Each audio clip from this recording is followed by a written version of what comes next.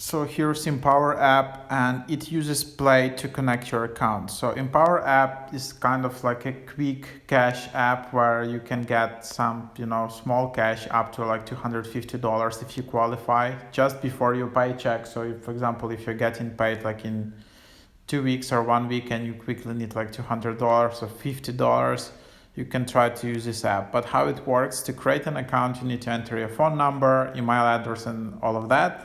But also you need to use Plaid to connect your bank account. So just tap here, and then you just need to select any bank. It works in US, and then just go through there and log in, and then you just need to authenticate. So that's the requirement for Empower app. Otherwise you won't be able to use it because you need to log in with your main bank account.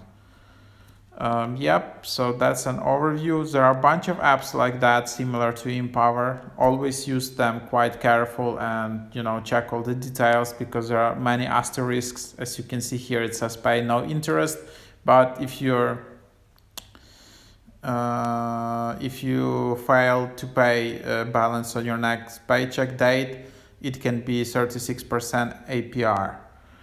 So that's the idea. Yeah. Hope this is helpful.